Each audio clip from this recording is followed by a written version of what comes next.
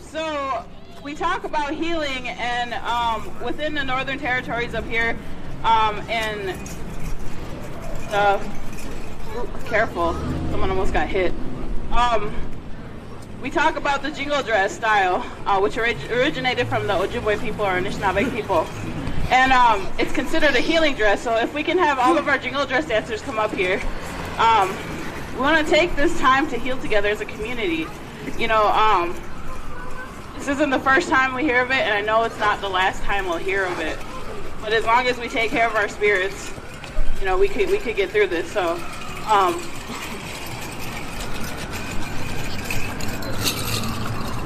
we're gonna have you guys dance around here.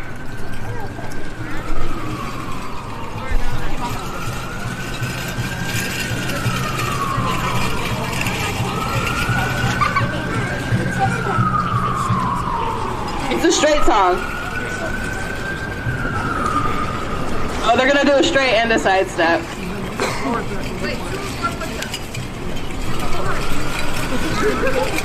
Just assume 4.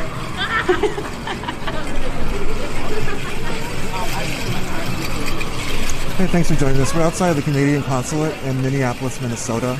We're holding some space for healing. And I know this is a really hard time for everyone, so please, let's be kind to each other and let's just kind of hold this space together, say a prayer. And so, yeah, we're just bringing this to you live here in Minneapolis. And like I said, we know this was brought together really quickly. I just saw it was happening, so we ran out here just to cover it so people can continue to have the space on the internet together. I know sometimes we feel very separated in all our different territories. And just so, you know, we are experiencing this together, I just wanted to be able to bring this to you live, so let's just hold this space together. Thanks for being here, and just sending my love to everyone. This is Lorenzo Serna. I'm the director of tactical media here at the NDN Collective. My pronouns are they, them on Chicanx, and so we're here, and we're still here. Also, if you guys haven't gotten candles, after the dances are done, they're right here, and then we're going to light the candles and take a moment of silence for 2 minutes and 15 seconds. So.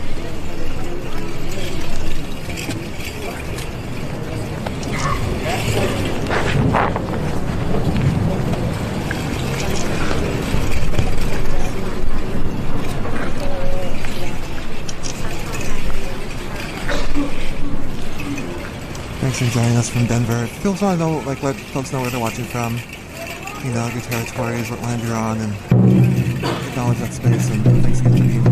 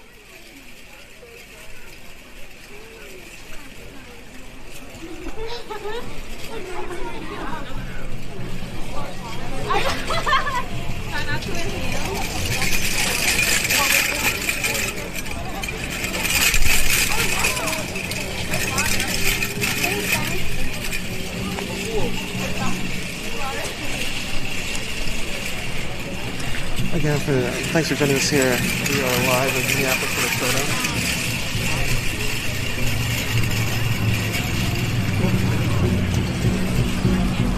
Yes, and I know a lot of people are hoping to scan around schools. The stories and confirmation that we already know within our generational knowledge is already there. But now, of course, they have new radar, so they can discover it, even though they've been known for a while.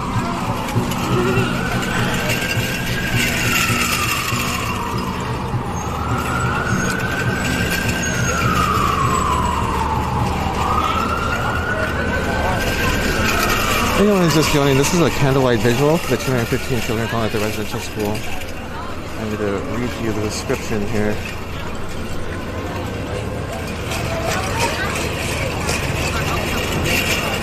We're holding space, holding candlelight vigil. We're in Minneapolis, Minnesota. Relatives wanted to just show solidarity and understand this is affecting us all. And we heard it was going on, so we came out here to provide this live feed.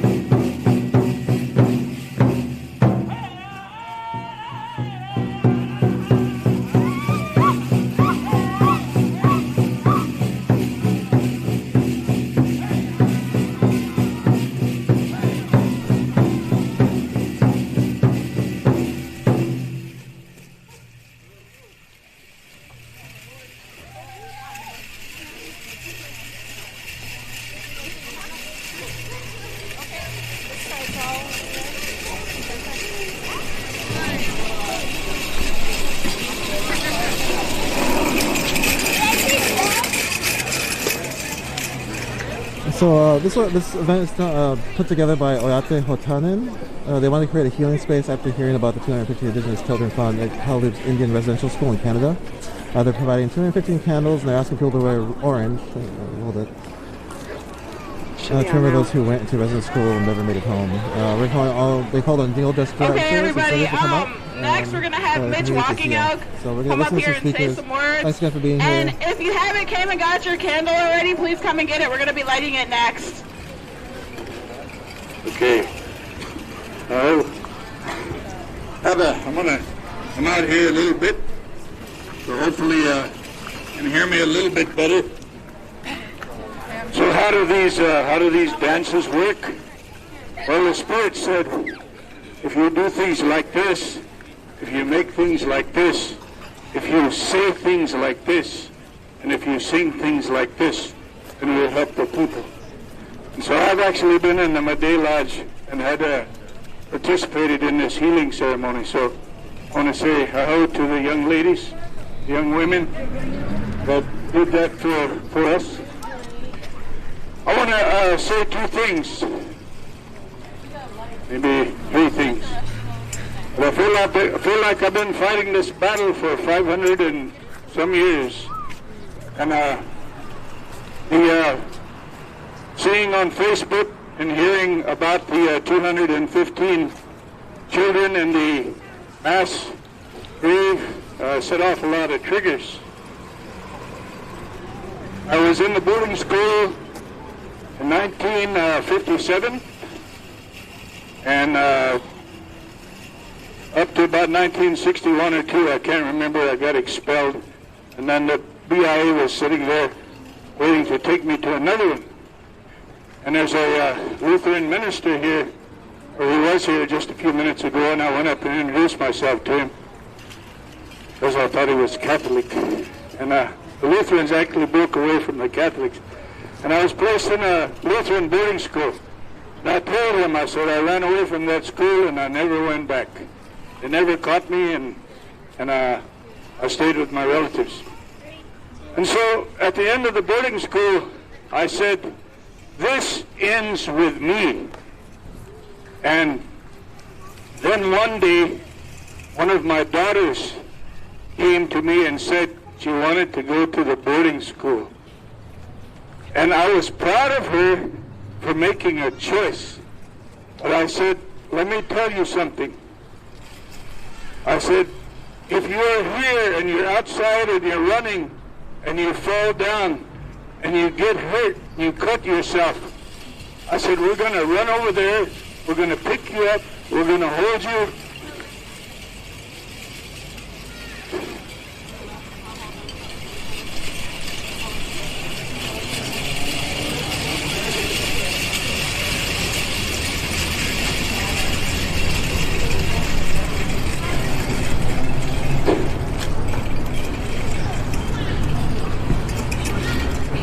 We're going to clean your wound, and we're going to put a Band-Aid on it. I said, when you get to the boarding school, if the same thing happens to you, you're going to get the Band-Aid.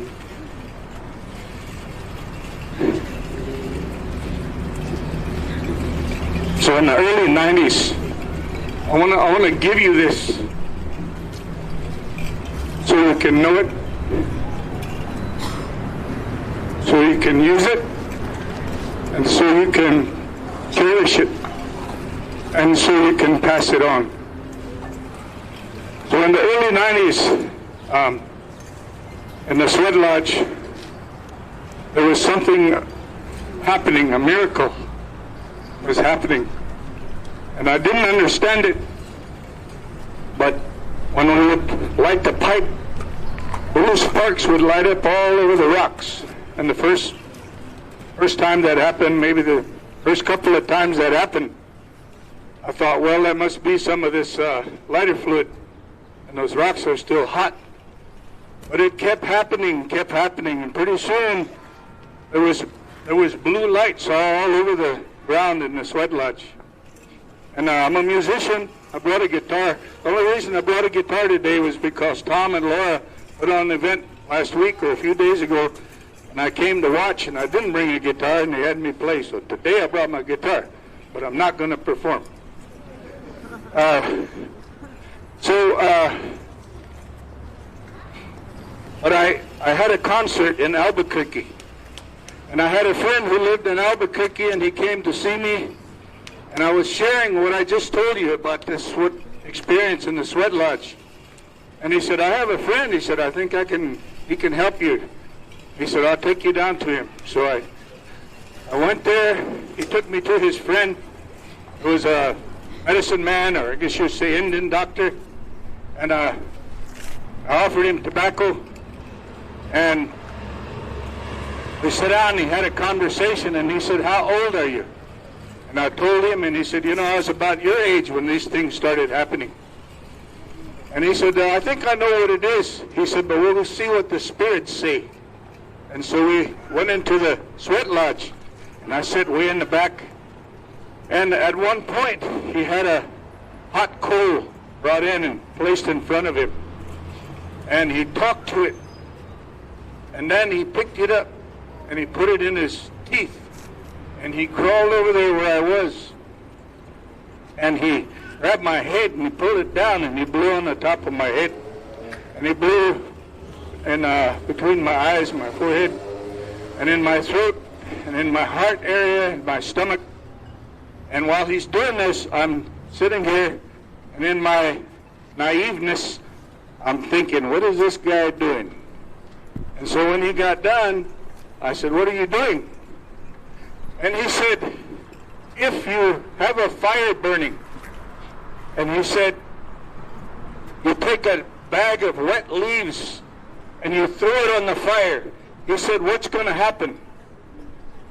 And I said, well, it's going to put it out, or it's going to make it just smolder. He said, but what if you take more fire and wind and you put it to those coals? He said, then what's going to happen? I said, well, if you do it enough, I said, it's going to reignite. And he said, that's what I did. He said, every human being has within them an internal flame that's supposed to burn. It's not supposed to smolder. It's not supposed to just spark. But that's good too if it is. But he said, in your life, he said, things have been done to you, and you have done things to yourself that have distinguished your internal flame.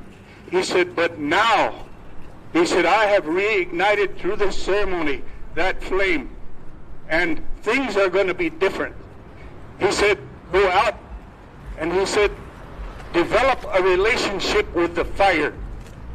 And I thought, well, how do you do that? You know? Well, one of the ways is, as time went by, I learned that you bless yourself with the flames of the fire the same way you bless yourself with the smoke. You take it. And so this is what I want to give to you, is that these fires, and I haven't always done this, and it was the boarding school. Those things that are done to you was the boarding school. So these children, their internal fire needs to be nourished. It needs to be protected. And that's what the boarding school took away. The boarding school took away the protection that we had.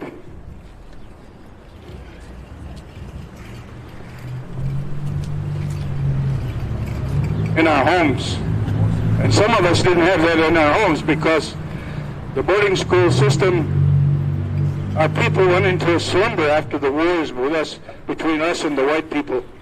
They went into a slumber, and then they went to war on behalf of the United States government and came back alcoholics and druggies and gangbanging and so on and so forth now. And so we have to rise above that.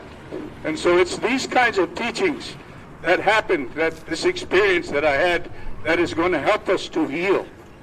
I went on the hill in 1978 for the first time in my life and fasted and prayed. And I was told a few things. And one of them is an ongoing process. And they said, you've been chosen, but you must overcome your weaknesses to the best of your ability. That's an ongoing process. And so I want to share this with you. Realize, understand that you have within you a fire. And that fire needs to be nourished. And you do that through spirituality. And you do that through the ceremonies. So take this from this place. This is yours. Aho.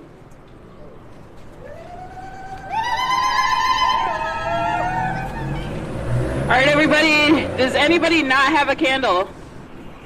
We good? We're going to start lighting our candles.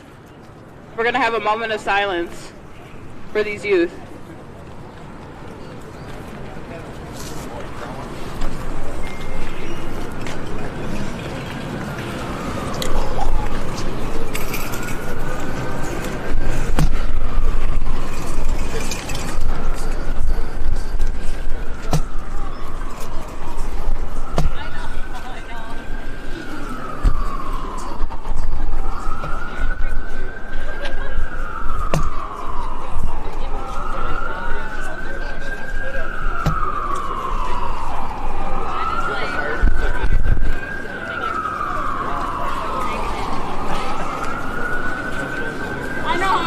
Doing this. We're here in front of the Canadian Consulate in Minneapolis, Minnesota.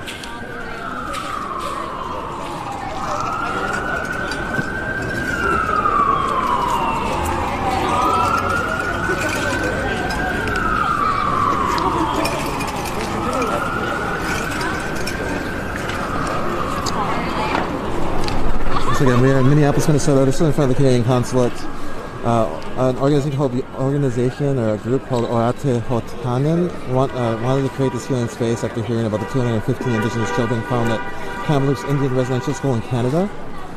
We're here this live to show you this event, and again, they're going to provide 215 candles, ask people to wear orange, and to remember those who are at the residential school and never made it home. They're calling for jingle dancers and singers to come out because we need healing. Our communities need healing. And so we came out here live just to show you the event. And again, if you're out there and you're feeling remote and alone, just know we're in this together, and this is a way that at least we can hold space together. So thanks for being here. Thanks for the kind words I see being shared in the chat. Thanks for following us on Twitter and Facebook and on YouTube. And we're going to see us stay live here. Everybody have their candle lit. We put out 215 candles.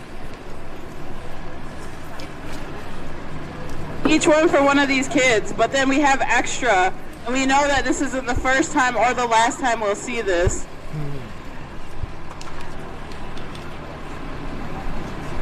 All right, we're gonna take this moment of silence for 2 minutes and 15 seconds.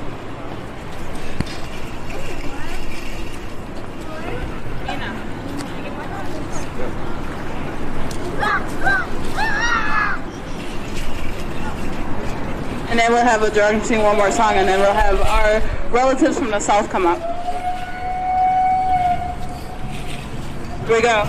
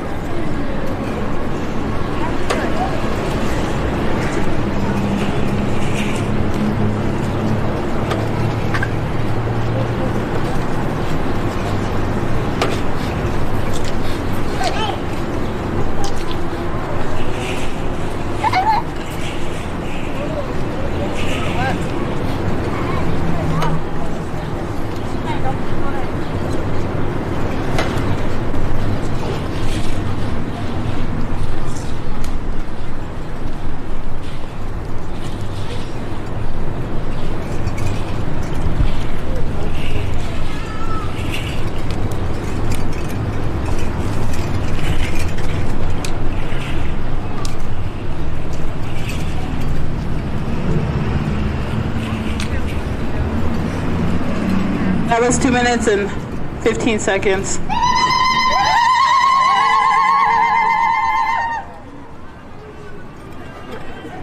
And we're gonna have this drum group sing one song, and then we're gonna have our relatives from the South dance after, and then we'll have a couple of speakers after.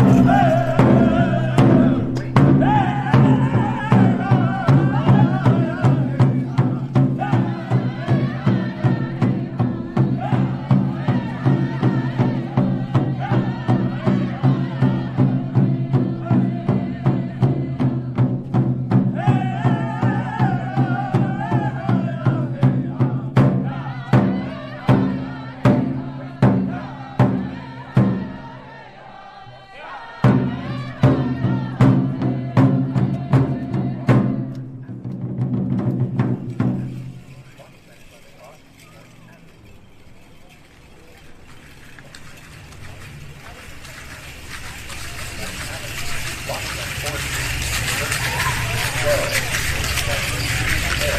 thank you for joining us for holding this space and healing with everyone. So basically just being wherever you're at, and just want people to know, next time you feel alone out there, and just we're going to hold this space together. Again, I'm Leonard Society, I'm the director of Festival Media here at the Indian Collective, and we're here at this Candlelight Vigil in the 215 Children Economy.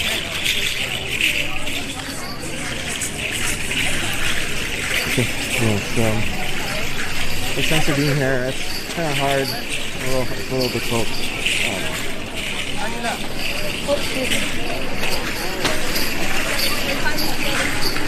There are a lot of people who've been spending a lot of time thinking, so I want to acknowledge that. It is very hard.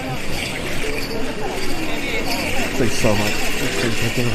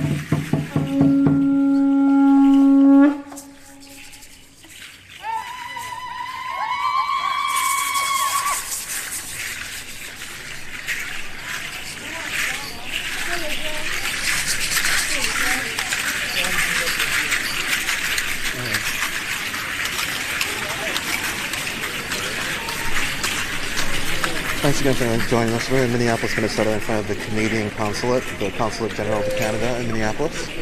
We're listening to a few more speakers.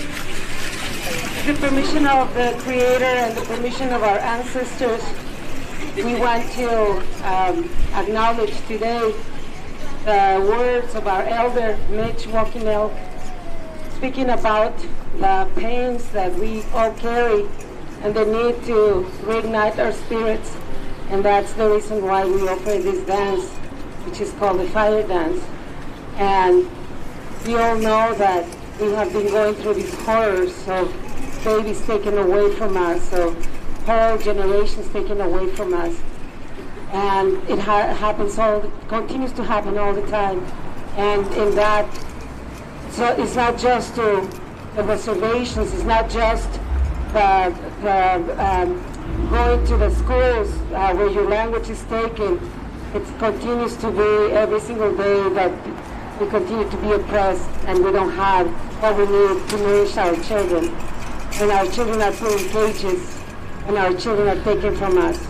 That continues to happen. So these prayers for the beautiful souls that were found recently, but for all of the souls that never had a candle lit to their name, that passed away in the darkness, that didn't have someone to do a prayer for them. These prayers that we did today are for all of them. Thank you, Crystal, and thank you to all the elders for having us here today. Thank you. It was beautiful.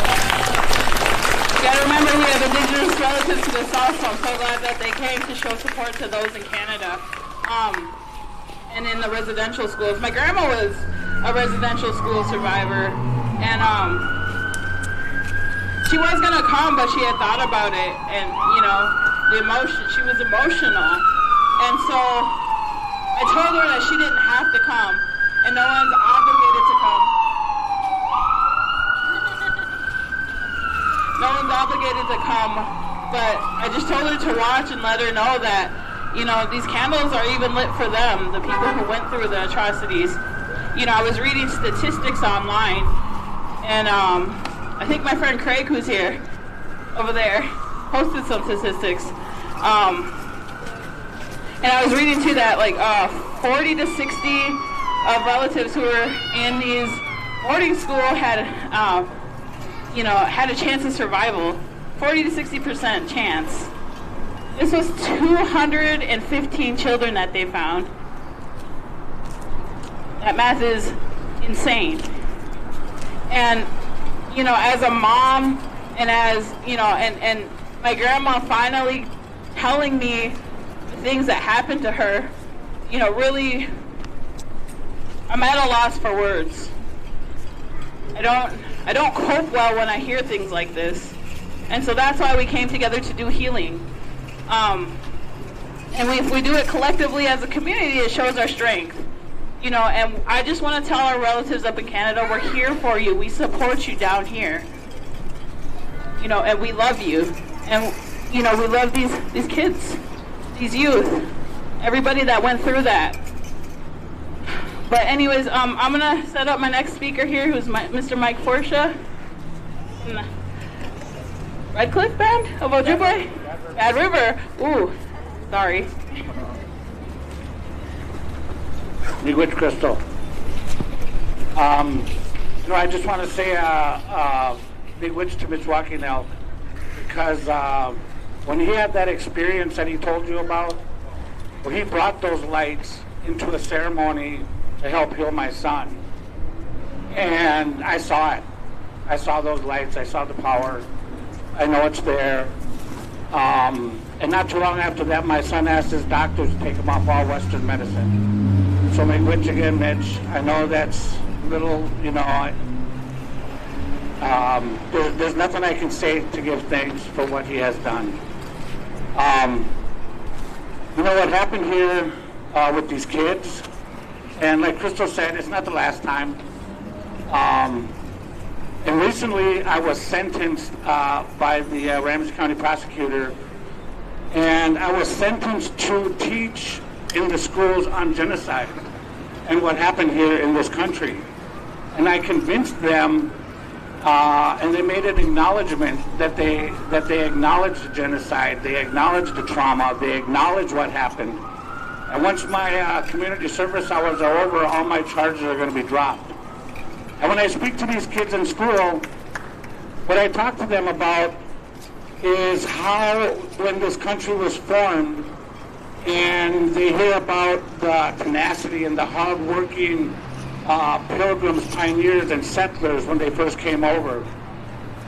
And, of course, to us, in today's language, those pilgrims, pioneers, and settlers would be considered extreme white Christian terrorists. And that's what they were. And what they did when they created those concentration camps or reservations, and they separated the children at the border, and they wouldn't let them go with the elders because they needed to be re-educated. They needed to get that Indian beat out of them. And today, that is the greatest victory America has over Native Americans, is that forced conversion to Christianity.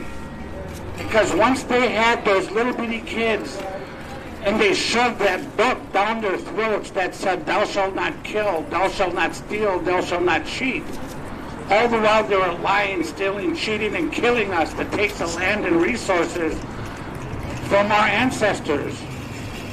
And we are here because of those ones that survived. And those ones that survived, a lot of them are Christians today. And when my mom, before she passed away, she says, "Mike, all I know is Jesus." She went to St. Mary's. "That's all I know is Jesus," she said. "I don't know the Big Drum. I don't know the Meday Lodge." And of course, when I was younger and I knew everything, I blamed her for that. I said, "How could you turn your back on your people in the Meday Lodge?" And my grandpa too. Because like I said, when I was younger, I knew everything. And when I grew up, I realized they had no choice. They had no choice. They didn't know the Big Drum. And so that's what I tell the kids when I'm teaching them about what happened in this country.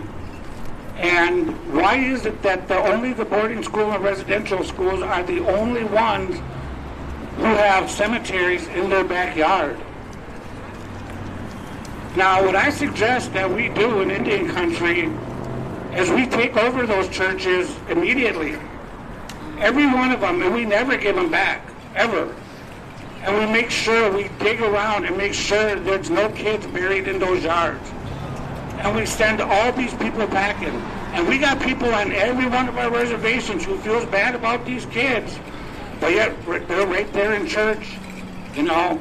And what these people did is they bastardized Jesus Christ. Jesus Christ to me was a healer. He was a prophet. He was a teacher.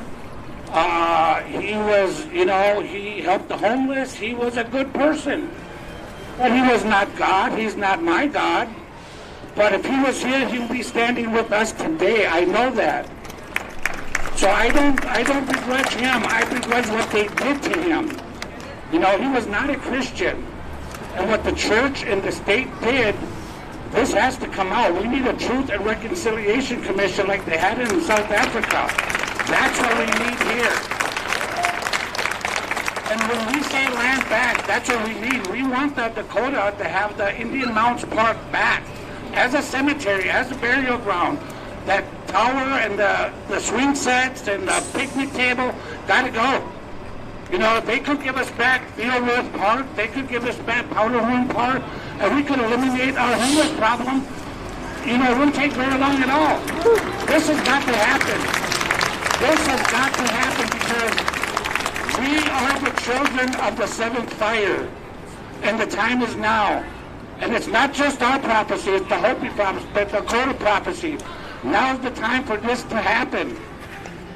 And when I heard this, I cried, you know. And I went to a conference about 8-10 years ago in Green Bay on residential boarding schools. And I had to excuse myself more than once over 3 days because I cried my eyes out. Because these elders were standing there saying how they were crying in the middle of the night. And why is there blood running down the back of my legs? I mean, it was horrible what happened to these little kids. and it has to come to light. And today's the day it happens. I suggest, wherever you're listening from, you go to those churches and you take them over. And you don't leave until you get the title. They have no reason to be on our reservations. I say they leave today. So, Vigil, the women who put this together, Crystal, I love you, I honor you, and I wouldn't have missed it.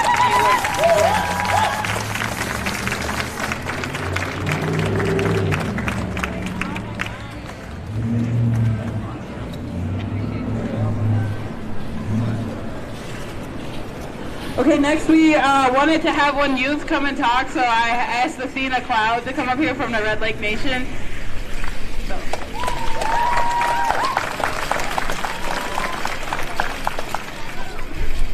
Undu ani Nikwim Tradition Athena Jagnashi Moen Obashi and Dunjabra Manawa Ashkibadi Ziping in Danungu.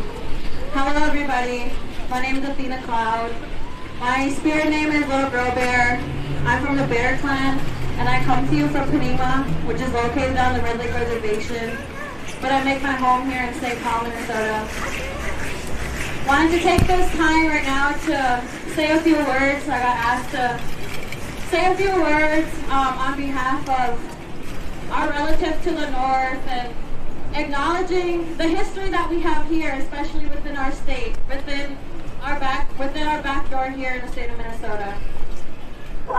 I think it's important for us as the generation now in this world to acknowledge all of the hurt and violence that was perpetuated against our ancestors.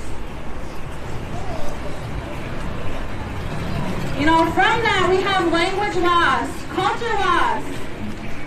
We were literally outlawed from practicing our traditions, from practicing our language. There was federal policy that was enacted that was specifically created to eliminate who we are, our identity as indigenous people, as Anishinaabe, as Dakota, right? As First Nations people to Turtle Island, right? And we see that now when our first language speakers start to go home. And we don't have many people that is taking an interest in learning this language. They say our identity is within our language. That's why it's so important for us to try to pick it up. And although it's hard, we acknowledge that was intentional. That was intentional. Where we're at today, they wanted us here. But we're still here. We're still practicing our traditional ways of life. We're still very much alive. That's why it's important that we acknowledge our youth and uplift our youth because they're the next leaders. We're here for the next 7 generations, not just us. And we acknowledge those that came before us because they didn't have someone to stand up for them. They didn't have the voice that we do today, and that's why it's important for us to come together and uplift one another and unify and recognize and remember those youth and the thousands of other youth across United States and Canada, Mexico, South America, right? After getting colonized.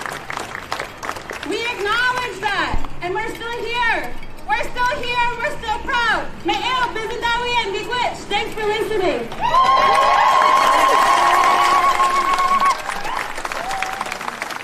Okay, thank you guys so much. We're gonna have one more side step for the jingle dress dancers. Alright guys, I love you. For the healing moment, and then we're gonna have the drum sing one closeout song, and then Mitch is gonna bless us with his guitar as an ending. Again, thanks for joining us. We usually do an update on the Stop Line 3 Weekly. We'll probably do it right after this event, and so we'll cut to that after this. We can't release it at 7 p.m. every week, but today this event was going on, and we thought it was important that we could share this space together and think of our relatives to the north, think of all the children who are lost, think of all our relatives who made it through residential schools, through boarding schools. We didn't come back in different ways, and just I just want to acknowledge how hard this really is for a lot of people, and I hope that you're okay where you're at, and just be soft with each other.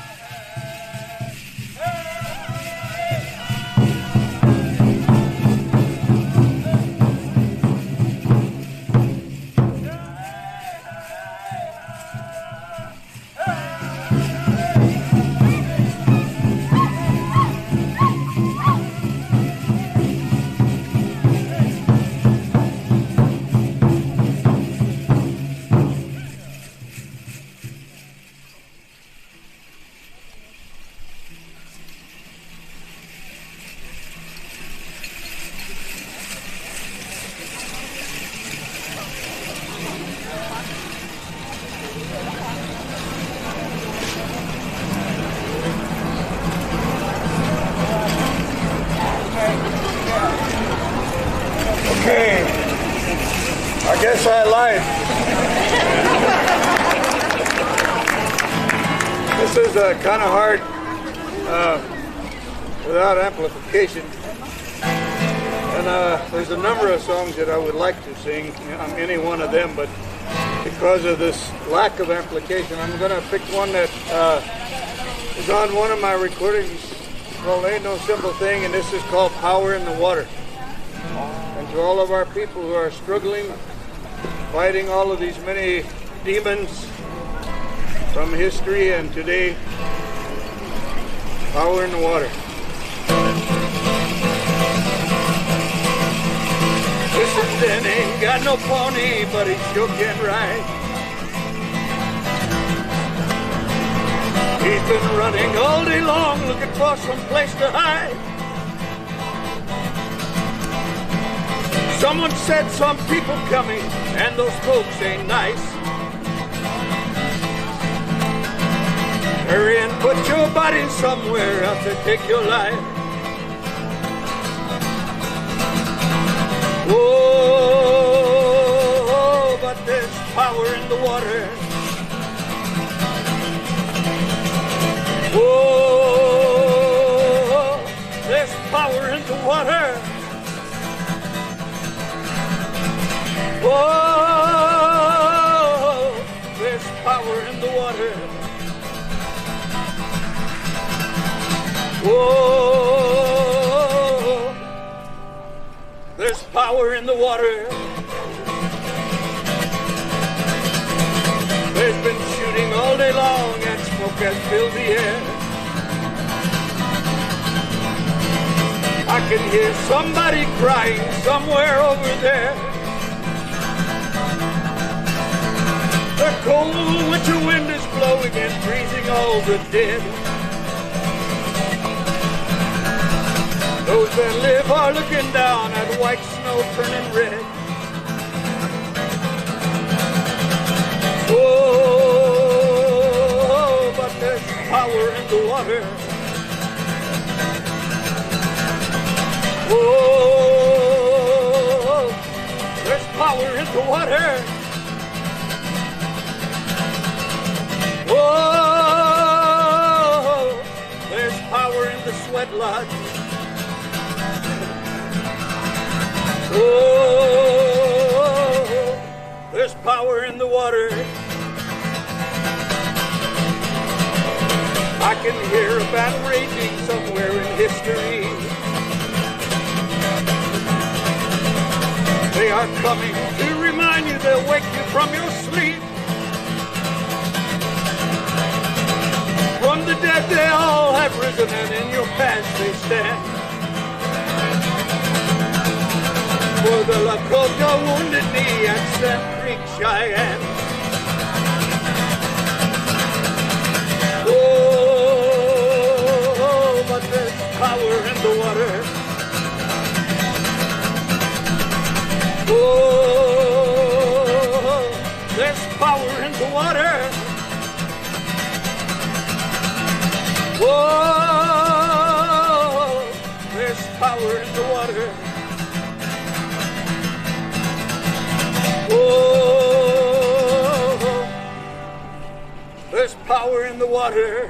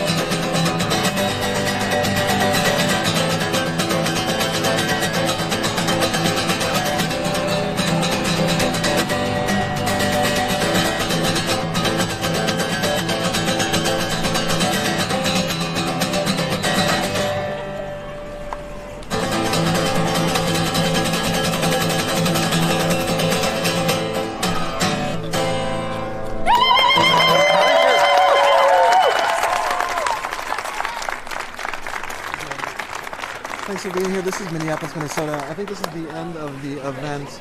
I'm going to go ahead and read it to you again. And then let me know in the chat. We usually do an update on Stop Line 3 weekly today at 7 p.m. Central. We came to this event instead, live streamed it to you, but we're going to share it with you live right now. We cut to it. Well, we're going to do a round dance first, though. So let's just hold on to the round dance. Let me know if the Stop Line 3 weekly makes sense at the end of this. It's a pretty good update. If you don't know, there's a pipeline fight here in northern Minnesota, and we've been doing a weekly update around 7 p.m. Mondays Central. And so after this event, we'll be cutting to that just so you all can get more information. But again, thanks for being here. Thanks for the blessings. Thanks for everyone who's watching from everywhere. Thank you for joining us from Vancouver Island, Candlelight Portage. Thank you so much, everybody. And thanks for watching on YouTube, Twitter, and Facebook. And you go ahead and hit like, follow, share. Again, my name is Oyata Hotanin. I am the Director of Tactical Media at the NDN Collective. I'm bringing you to the ground here in Minneapolis, Minnesota, in front of the Consulate, Canadian Consulate, as people hold space and vigil and healing, as we remember our relatives and try to acknowledge the dramatic history that has happened to a lot of our people, to many of our people, and trying to acknowledge where we are today, that we are still here, we're still remembering, and we're moving forward together. Thank you for being here. And yeah, we're going to watch this round dance. Like I said, let me know in the chat. We're going to be cutting to the Stop Line 3 weekly. It's part of our Monday programming, 7 p.m. Central. So we're going to go ahead and show you that as well while you're here. And thanks again. And yeah, this be kind, soft kindness. And to all you who aren't, you know, I know a lot of people are in remote areas. Maybe feel really alone. Just feel you're not alone. And we're here, we're listening. And again, this is live. It's just unfolding before you. And just, yeah, thanks for being here.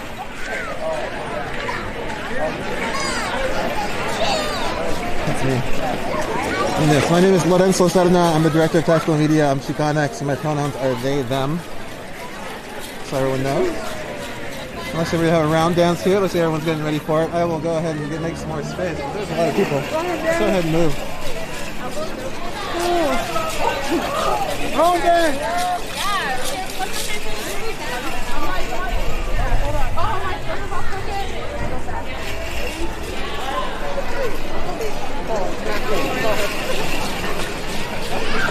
Catherine, someone said resilient to atrocities and resistance. Yes, but I think everyone is pretty tired of having to be resilient.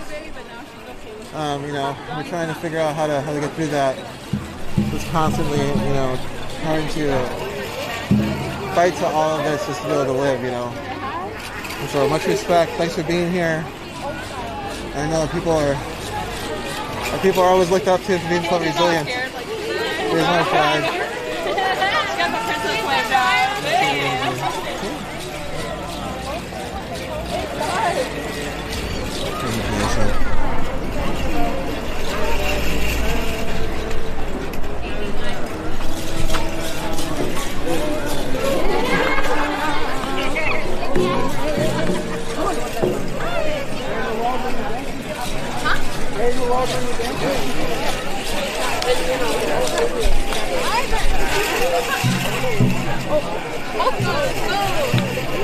Round dance is going to be, this is a round dance incoming.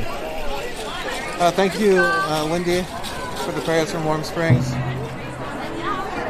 Hello, Boyd. No problem. I'm really thankful we made it to bring this to you live. Again, we found a little bit late notice, and we did our best to be out here. So I apologize for any misspellings or anything in the sort of go live information. But you know, we're here, we're live. Consulate Canada, right there. Here's the people. We're gonna hold a round dance, hold love together.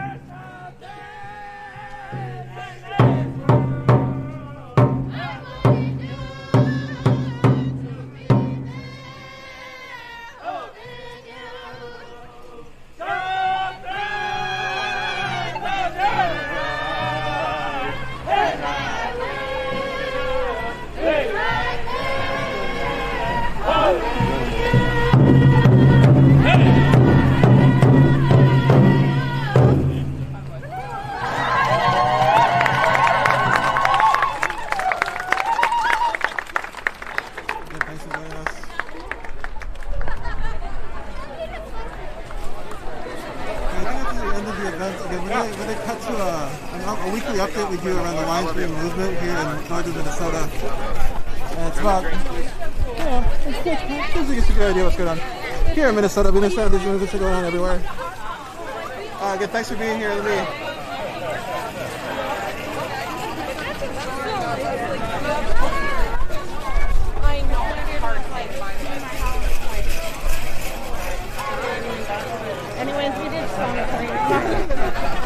Again, my name is Lorenzo Serna. I'm the Director of Tactical Media here at the NDN Collective. I'm Chicanx, and we're just here in front of the Consulate of Canada to bring attention and hold space and healing the 215 lives that were taken from us. And we just wanted to be in solidarity with our northern relatives. You saw some of our southern relatives here. You heard the speaker saying this affects everybody from north to the south.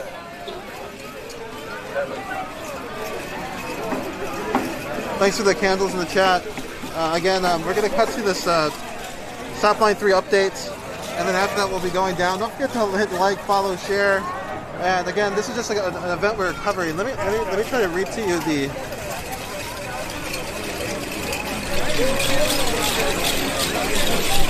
event information here.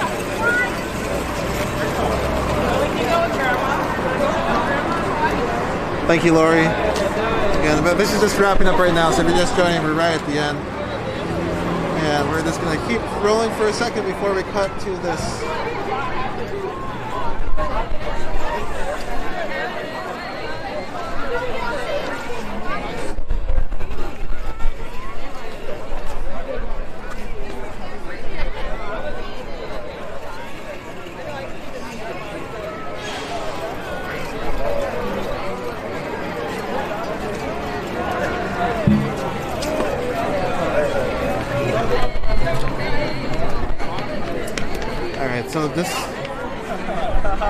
So this event was put on by Oyate Hotanin. They wanted to create a healing space after hearing about the 215 indigenous children found at the Kamloops Indian Residential School in Canada. They provided 215 candles. They asked people to wear orange and to remember those who went to the residential school and never made it home. They called for the jingle dress dancers and singers to come out because we need some healing, we need some community healing. And so you saw it come together. We had relatives from the south, the north, a lot of people holding space together. And this is the end of that event. We were just here to provide this live feed, hopefully hold some space together for all you folks who are out there and maybe feel a little alone, a little isolated in the spaces you're at. So hopefully this helped a little bit. I know that this is a lot and there's not really, everyone's at, just no, it's hard. So yeah, yesterday was really hard for me. I don't know how, but the day before was really hard for me. I hope everyone's doing well.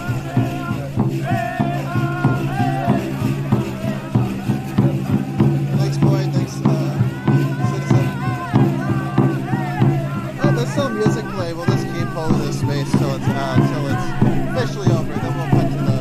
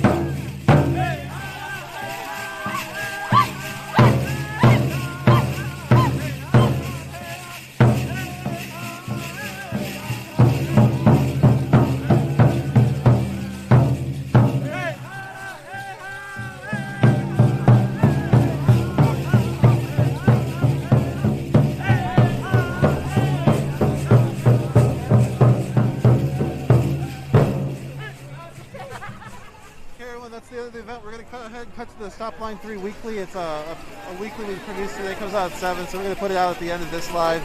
We just wanted to hold this space together. We thank everyone for being here. Again, my name is Oyata Hotanin. I'm the Director of Tactical Media at the NDN Collective. I can show you me. Can I show you me? Yeah, like too many cords. Oh, me. Anyways, I'm the Director of Tactical Media here at the NDN Collective. We're going to cut to the Stop Line 3 weekly. Really thankful to be able to bring you out here.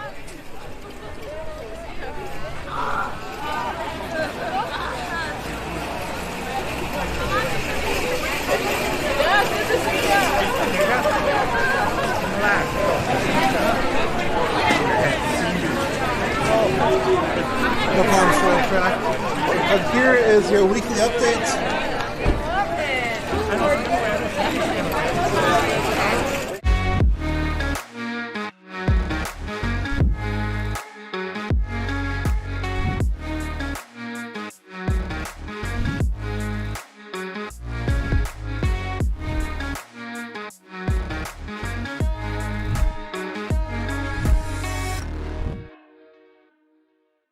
Hello relatives, welcome to the Stop Line 3 weekly update. We're going to do a little bit different this week.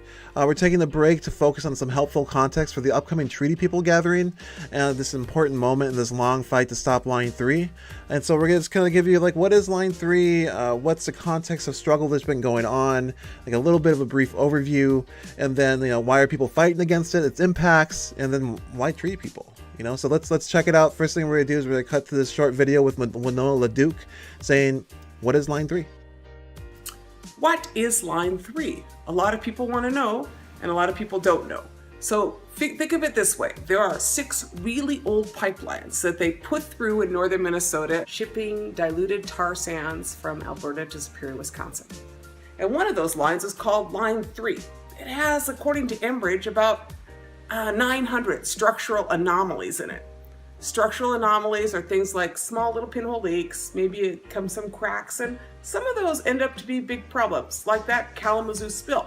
That was a structural anomaly. Line 3, it's old and it's corroding and it's at the end of its life. It's already had a number of leaks and spills, and frankly, it's a catastrophe waiting to happen. There is a likelihood that there is a whole bunch of contamination under the present line. And once that corrodes, our children and grandchildren may one day watch it drain a lake or a wetland or flood a farm field.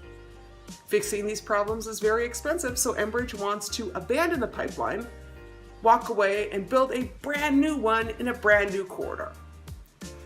Enbridge calls this a replacement project. They are replacing Line 3. They are not replacing Line 3. They are putting in a whole new corridor and doubling the size of the line. That is not a replacement. That's a brand new line. And that's what's wrong. So we've got 2 problems. First, we've got a problem of the proposed new Sandpiper and Line 3 corridor through the heart of our best lakes and wild rice watersheds and through our treaty territories. We also have the problem of this old crumbling line that Enbridge wants to abandon. And right now what abandonment means is that they just leave it and walk away. And the company says that they will take care of it, but it is not clear that there is any liability from the Enbridge Corporation. The worst part is that neither the United States government or the state of Minnesota has any plan to deal with it.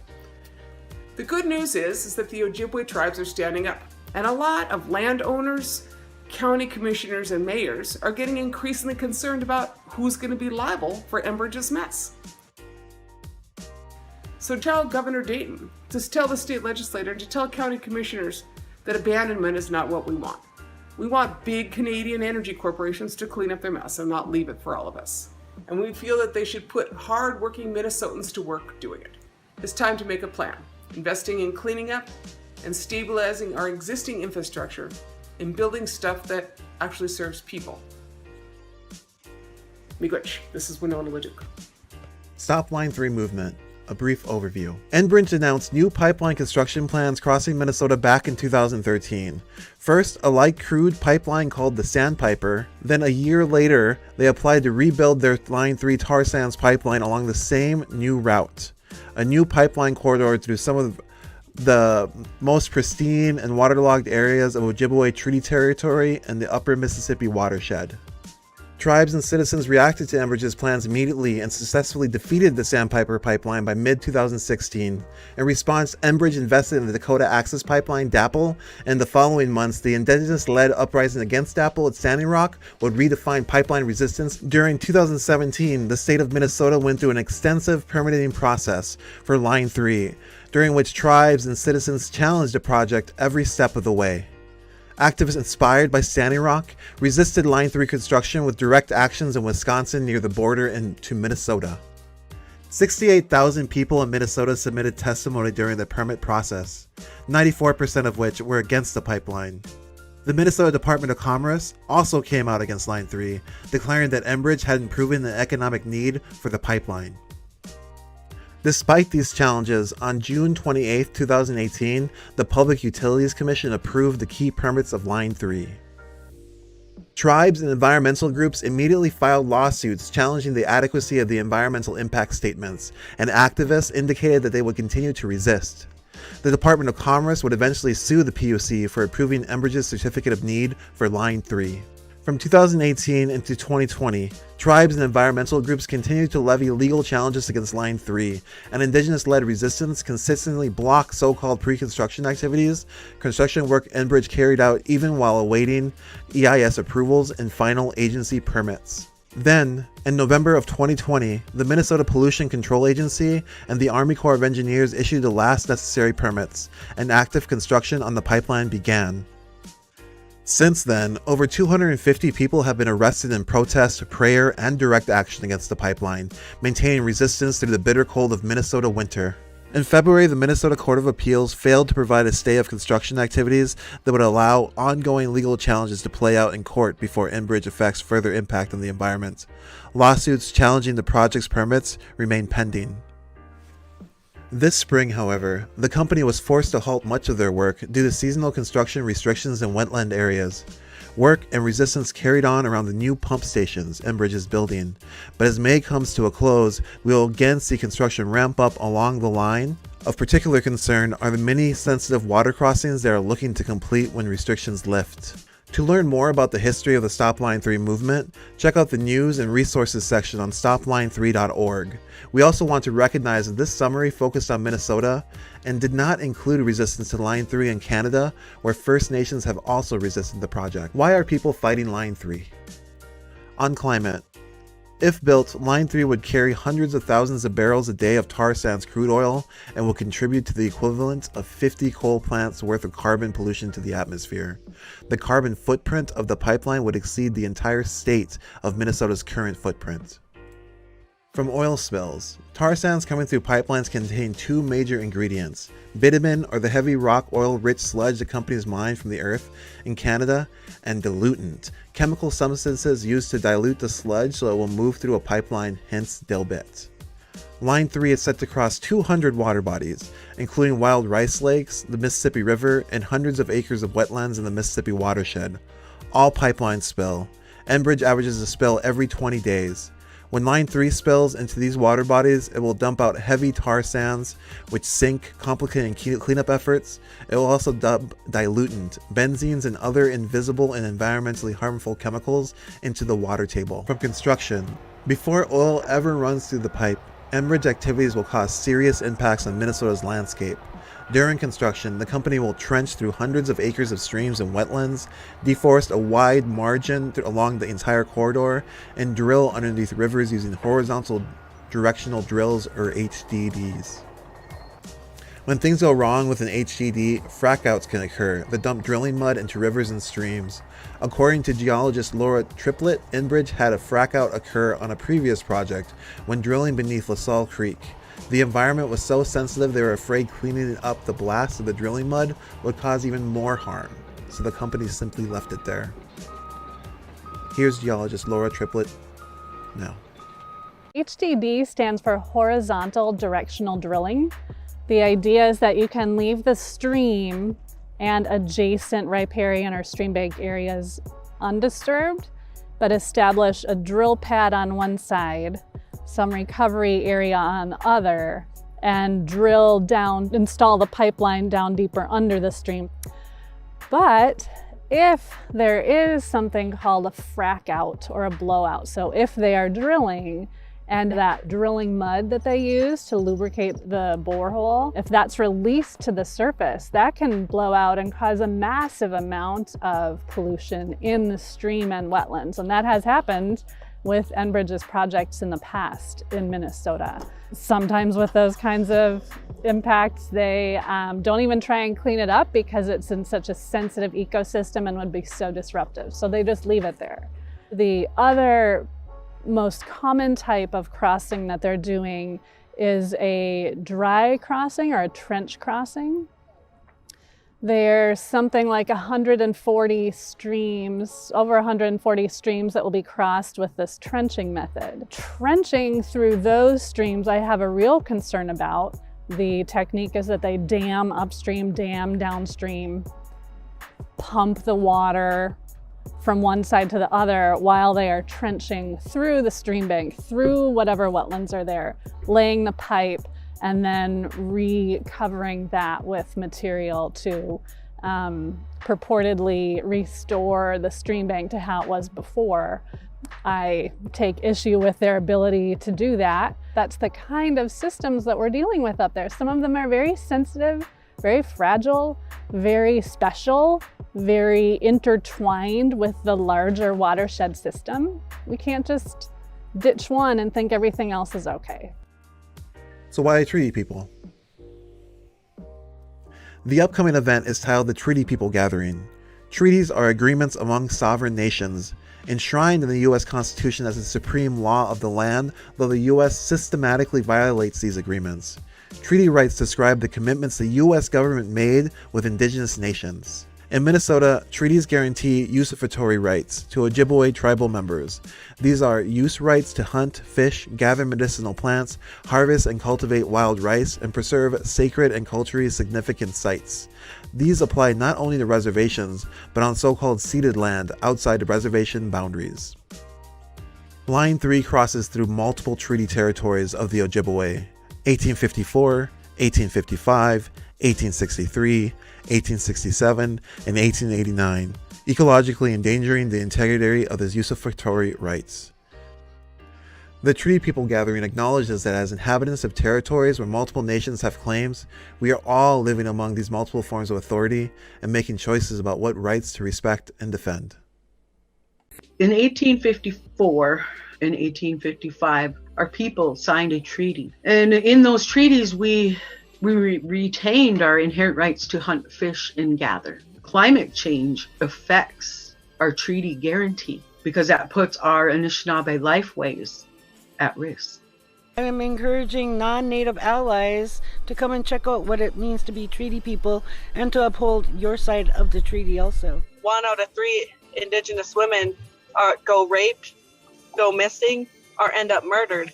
And when infrastructure such as KXL, Line 3, Line 4, and Line 5 are built, there's a 22% increase to those statistics that we as Indigenous women are already facing. You're not just being asked to come as a kind of like eco-tourist, right? You're being asked to come and stand with the earth and to come and stand with us and to stand up for someone who's not yet here. Our ancestors made agreements to take care of this water and land forever together.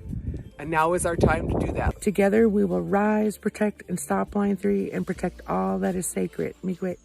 We look forward to seeing all of you on the front line.